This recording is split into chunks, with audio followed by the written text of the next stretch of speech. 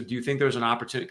I look at California, Andrew, and I just think, man, with the ag and the energy, all the resources the state has, this should be like the Garden of Eden. Like we should be Florida times a million, in my opinion, right? So is there an opportunity, do you think, in 26 and beyond for some leadership change to make make California golden again? 100%.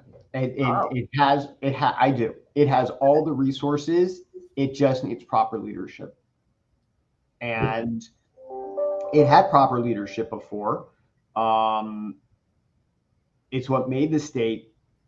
It's not the reason why it made this state great, but you've got obviously great weather. You've got all the attributes of why people want to live here. But if I feel like our politicians in this state and city take for granted that people will always want to be here. And that's not going to be the case.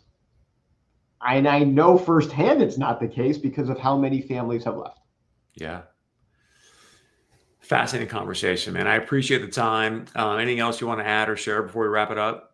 No, I appreciate, Chris, you having me on now a second time. I wish this wasn't the topic, but it's it's unfortunately it did happen, and I think that my final takeaway is let's make sure we do everything we can that this doesn't happen again. There will always be fires, obviously.